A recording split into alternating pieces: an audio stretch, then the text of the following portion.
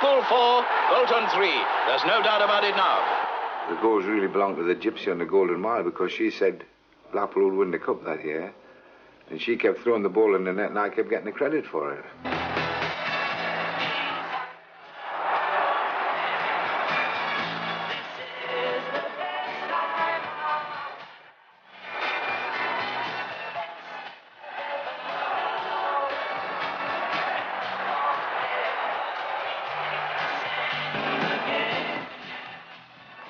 I never like to see it. I don't see it anyway. As I said, that it's gone. Those days are gone. Football legend says that May the 5th, 1953, was the day of the Stanley Matthews final. And almost 3 decades later, the memory does linger on for so many of the famous men who graced that great game. Jackie Mudie, Blackpool's beavering inside right. Well, I think it was one of these days where there never has been anything like it, and I don't think there'll ever be anything like it again. Marvellous day for everybody at Blackpool, the players, Stan Matthews, Stan Mortensen, myself included. And I think it's something you dream of, and I've been in the dream ever since. Memories are less kind for the Bolton team, but the parade of talent that day at Wembley has left a lasting impression on manager Bill Ridding. Recapping, I can't tell you how many English international players there were, but my God, there was a lot. I mean, Ernie Taylor, Morty, Stan, Harry Johnson, and numerous other lads who really had a great ability and a side to be reckoned with. There were actually 11 internationals, and Blackpool's right-back Eddie Shimwell was not short on optimism. Somehow I never thought we would lose. Thought we couldn't lose. And of course, as it turned out, we didn't lose. Bill Perry, Blackpool's speedy left winger, was recruited from South Africa and never forgets the reminder he received about his good fortune. I remember going in to see Joe Smith just before, when we were getting our tickets for the cup final, and he said to me, he said, "Oh, you're a lucky chap. You've arrived in this country in 1949, and within 4 or 5 years you ended up in 2 Wembley Cup finals." So 23-year-old Perry, a member of the Wembley side defeated in 1951 by Newcastle United, took his place again as the youngest player in the side. But there was no place for the injured Eric Hayward, Hughie Kelly and Alan Brown. While the door closed for them, it opened suddenly for Cyril Robinson, also 23, who hadn't played that season in the Cup. The first I knew I had a chance of playing was 2 weeks before. I was in the reserves. And then we'd heard the left half was injured. So I thought I'd got a bit of a chance of playing. So the manager said, "You play well in the first team and you have a chance of playing."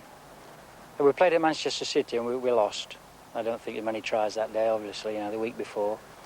The manager said I was playing and I was over the moon. It was great. I didn't live here in Blackpool. I lived in Derbyshire at the time, and I used to train with Chesterfield, who was then a 3rd Division club. And on that particular week before the final, of course, they fetched me up to Blackpool. And I trained with the team, and we used to train on the front, because they thought the turf then, at that time of the year, was similar to Wembley. It seemed to help a little bit, but it wasn't in the same class, the sponginess, as Wembley. It was a first Cup final appearance for this Bolton team, but Bill Ridding was just as methodical with his preparations. We were very fortunate that we were allowed to go to Bolton Grammar School, where the pitches are absolutely gorgeous there. As a matter of fact, they're like bowling greens. And we worked there the last 2 or 3 days. The 2 Lancashire towns had never known cup fever like it. By 10 o'clock in the morning, Blackpool Central Station was packed with enthusiastic fans for the Friday send-off. The players, under the leadership of Harry Johnson, acknowledged the encouragement. The fans took the capital by storm. There was a touch of tangerine everywhere, none displaying it more crazily than the Atomic Boys, Blackpool's famous fanatics. They even took a stick of rock to the Prime Minister. All roads led to Wembley for 50,000 Northerners, though some had to search the black market for a ticket. 3 and 6 to stand, 10 and 6 to sit. Just a ticket, any ticket. The lineups, evenly matched, suggested a day of quality football, with the 2 captains, Harry Johnston and Willie Moir, and Blackpool's international centre-forward, Stan Mortensen, who always liked to take things in his stride. I'm never nervous before the game started. I remember on that occasion going to the cup final against Bolton Wanderers, and I fell asleep in the coach from the hotel to Wembley. So, you know, I think it's great to be able to relax like that. They tell me if you don't get the butterflies, you're not much good. Everybody going to the toilet before you kick off, etc. Once you get in the dressing room, everybody's on edge, and until you get out on the pitch, you know, you're a bag of nerves. The Bolton dressing room was busy but not boisterous. Nat Lofthouse was expecting it to be edgy. I think everybody who goes to Wembley is nervous in the dressing room. I think I remember once going and Billy Wright was about his 80th cap, and we were playing at Wembley, and he was sweating like anything. He was nervous. I think that's a good thing for a footballer, to be nervous for a game. You prepare yourself on the Monday, you're ready for the battle on the Saturday, and then things will go well, and it's fine. Of course, things may not go right for you, but also you're battling. I think, to me, Saturday afternoon was marvellous. Joe Smith, at 62, had been Blackpool's manager since 1935. To him, soccer was a simple game. We didn't have any talks on tactics or anything like that, because Joe used to come in, and Stan Matthews used to say to Joe Smith, you know, tell us a story, Joe. And Joe used to come in the dressing room before a match and he'd tell us a humorous story. We used to all go out laughing our heads off. I know Joe personally for many years, you see, so we just said all the best. And we shook hands in the tunnel, as a matter of fact, and hope we have a good match. And it's as simple as that. I had these list of instructions where to go prior to the game, leading the players out, and which position to go in for the introduction to Prince Philip. He said we looked like a lot of chorus girls, as a matter of fact, because the shirts that we were wearing, they were satin silk, and as a matter of fact, I've got mine here now, and it's never been washed since 1953. It's never been washed at all, as a matter of fact, because we got them brand new, specially made for us at Macclesfield, and our knickers were just the same. And it was about 70 degrees that day when we played at Wembley. The shorts and the shorts were long enough to leg us down nearly. Them's the short. There used to be two kinds of soccer balls in those days, and there's a ball called the guide, and that was about 25 and 6, I think. And if the ground was heavy, they used to play with this ball because it didn't collect the mud. But the other ball, which was about 18 and 6, that collected the mud. As the Blackpool team met Prince Philip, there was one question in everyone's mind.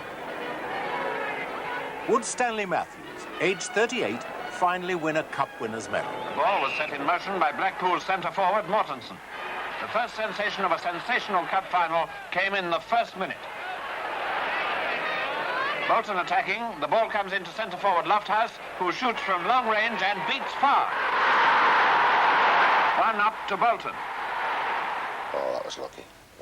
I was way out, I don't know, about 30 yards out. I got the ball, I didn't know what the hell to do with it. So I just thought I'd have a swing. And when I saw it going out, I think I was the most surprised man on Wembley. There was 100,000 people there. It was an astonishing start, but Bolton's luck went sour in the 17th minute. Left half Eric Bell was injured, and with no substitutes allowed in those days, was forced to spend the rest of the match hobbling on the wing. 5 minutes later, there was further misfortune, particularly for Bolton goalkeeper Stan Hanson. Then the equaliser by Mortensen, who beat Hassel and Hanson. Who would be a goalie at a moment like this? The first Blackpool goal was a ball was shoved through to Morty, who came on the angle, and as he shot, I dived down to go and get it, which was an easy ball, and had Atlas his foot and went in the back of the net. An own goal. Definitely was an own goal, because it hit his right foot.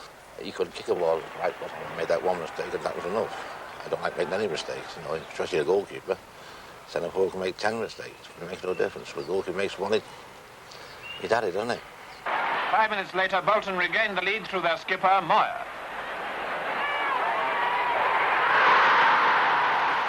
Ron knew that George Farm didn't like any physical pressure on him. Bobby Langton was in the inside right position, and he had a shot. As the ball was going, I dived across him, and I don't think I deviated this ball a couple of inches. It virtually just brushed my hair. But George was watching me, I'm convinced of this, and it was a stupid goal, and it was a mad goal.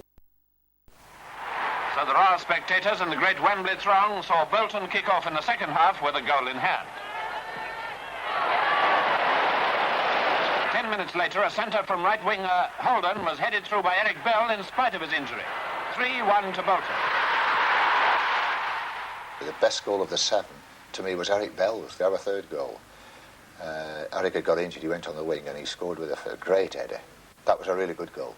I thought I was rather responsible for the third goal that Bolton scored, because if you remember, Bell was injured and he came out onto the left wing, and I sort of ignored him a little, and this ball came over from the right wing and he came in and nodded it into the net over the top of me, and I thought he wasn't really fit. Well, when we were 3-1, 17 minutes to go, I thought, well, the cup's in Bolton's hands.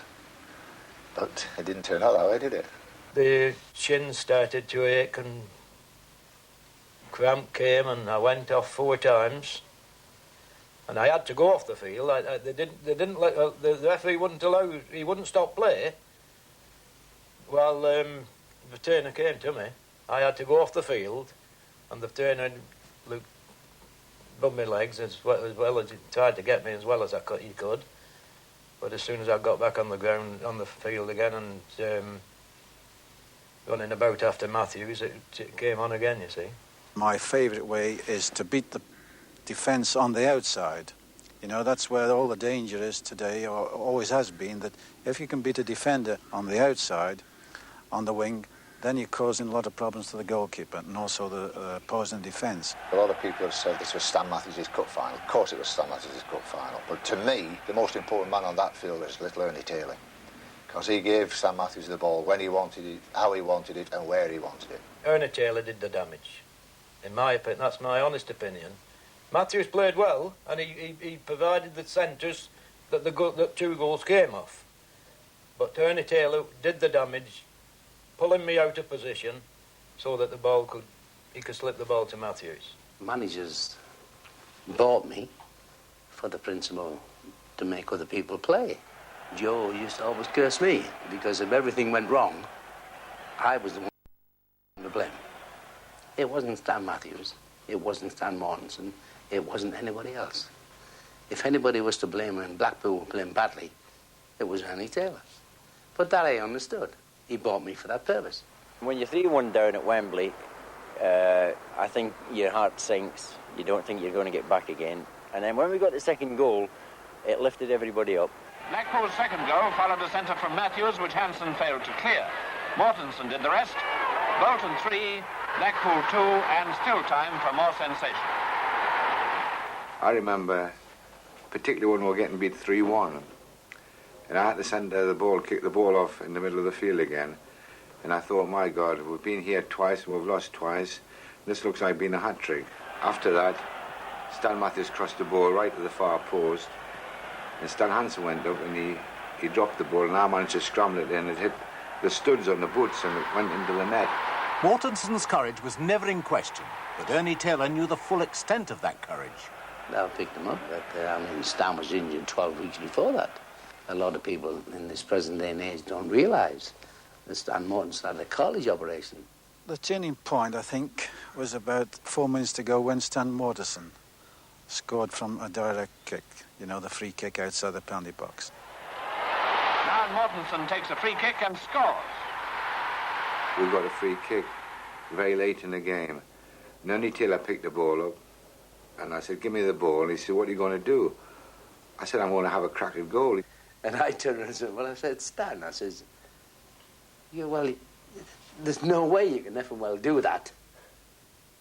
He said, well, he says, you bloody well watch me. So I put the ball down, and I walked back away from the goal, and I saw Big Eddie Shimwell running up the park to the far post. So I thought in my own mind, I'm going to chip this ball to the far post, and Eddie will probably get his head to it. So when I turned on again to run to the ball, a Bolton Wanderer player had gone off one end of the line to the other end of the line, and I could see the post standing right up alongside these players. And I changed my mind, and I took one of those 1,001 chances, and I just cracked the ball, and it flew in the net. It went right up the side of the player, right up, and it was actually like a miracle. As I said, the gypsy had done the damage again. must be a draw. But no, with a minute to go came Blackpool's fourth, made by Matthews and smashed in by Perry.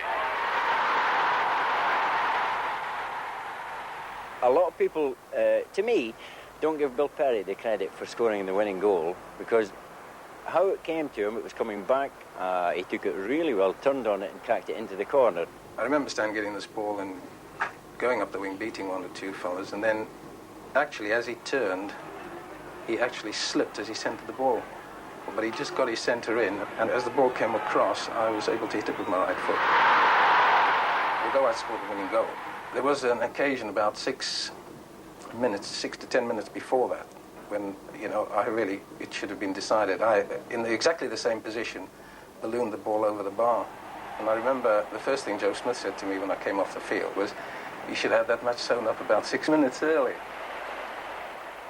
I think to win the cup final was really a wonderful thing for a club, any club, to win the cup final. Tremendous thing. And I think more of the spectators, you know, to them it's absolutely magic. Skipper Johnson collected the trophy. And so, after 2 failures in the previous 5 years, Blackpool's hands were on the FA Cup for the first time. And at last, Matthews got his cup winner's medal, the prize that had eluded him for so long. I'm certainly mighty pleased they won the cup this afternoon. I must say I'm very sorry for the way Bolton had to go, but we've had it twice, and I hope they'll come again. And now Stan Matthews. In my life. As a matter of fact, I'm just breathless.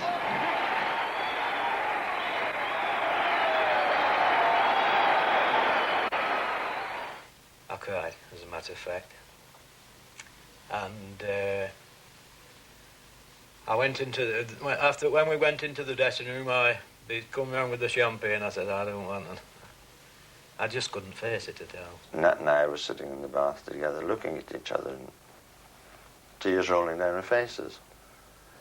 I don't think it was so much as the fact of losing as just, I think we're all jiggered. Well, it's like anything else. We just went in the bath and it was a bit quiet, and but you get over it. I mean, I'd like to go to Wembley every year in a cup final, even if we lost. It'd still be nice. I think the honour is getting to Wembley.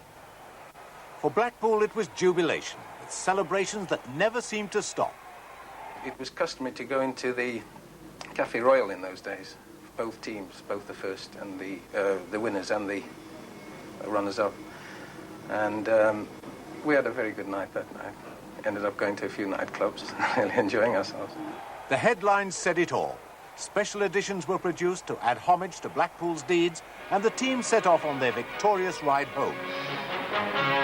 The cup winners no doubt thought the luggage rack was the safest place for the trophy on their journey north.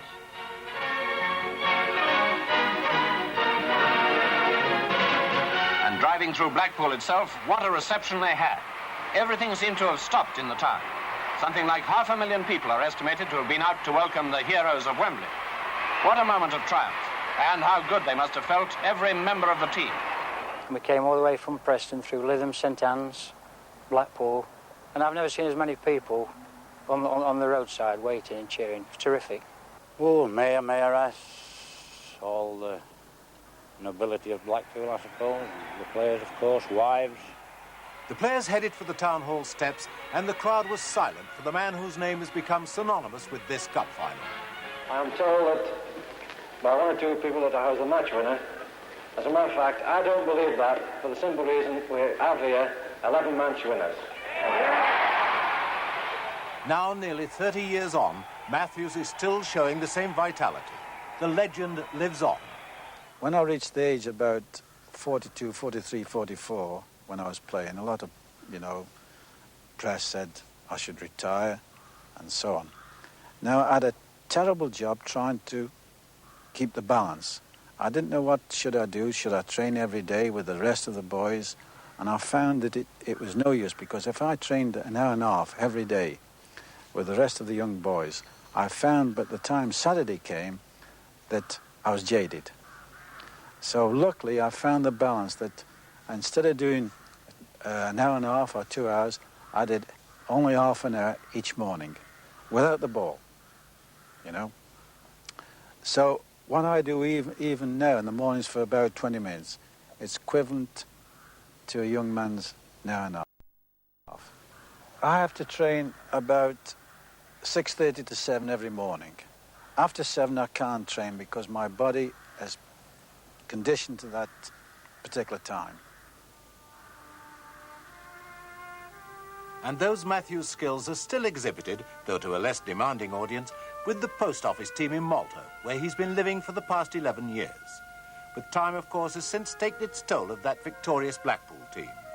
Harry Johnston, a Footballer of the Year in 1951, and the Blackpool captain in that fine Wembley parade, died after illness in 1972.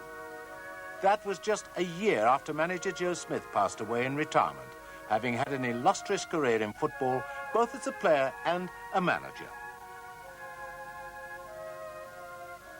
The vanquished heroes of Bolton have occasional reunions, and most have stayed around the town where they won their fame. Only Eric Bell, one of the many victims of Wembley's notorious injury hoodoo, has disappeared from the circle and left no trace. The Wembley winners have dispersed. Wing half Ewan Fenton is back home in Ireland, where he's now a driving instructor in Limerick. Goalkeeper George Farm is back in his native Scotland. While left-back Tommy Garrett emigrated to Australia 18 years ago, where for a while he made a living as a snooker player. The open-air life always appealed to right-back Eddie Shimwell, who now works as a groundsman at the miners' home facing Blackpool's bracing beach on the North Shore. Wing half Cyril Robinson also pursues the outdoor life, nursing the pitch at Blackpool's Bloomfield Road, where now 4th Division fare is what faces the public. Ernie Taylor, the inside forward, remembered by so many as the real man of the match, recently became a victim of the country's economies, and he received redundancy notice from his job at the Vauxhall Car Works on Merseyside. 4 of that famous forward line were reunited in Blackpool last year at a special celebration dinner, but only Stanley Mortensen and Bill Perry have kept their roots in the town. Mortensen had a period running the Blackpool club as manager, but gets more peace of mind working in his own haberdashery business. Perry has expanded a printing firm with premises both in Blackpool and just outside the town at Kirkham.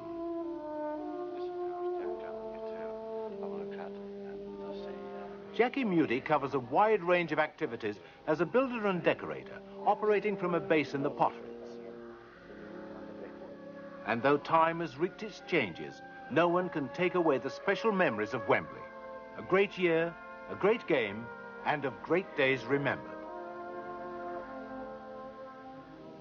Once you play soccer, you've got to enjoy it. It's, to me, is the most wonderful game in the world. When you're playing, that is the highlight. You know, there's nothing to touch it. The adrenaline flows, you know, if you score a goal and that. I love the game, the enthusiasm. And I think in any sport, whatever sport you take up, you've got to have the enthusiasm, you know, that enthusiasm for it. I think that's the goal to success. The great little wizard has it again. A flick to centre finds Perry, who crashes it home into the Bolton net. Blackpool 4, Bolton 3. There's no doubt about it now.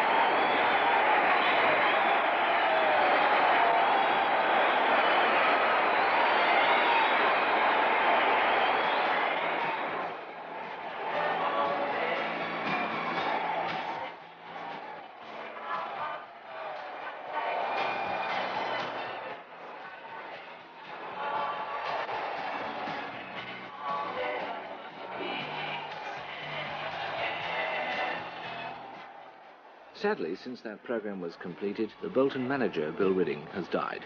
The programme was transmitted with the approval of his wife and family. Outside right.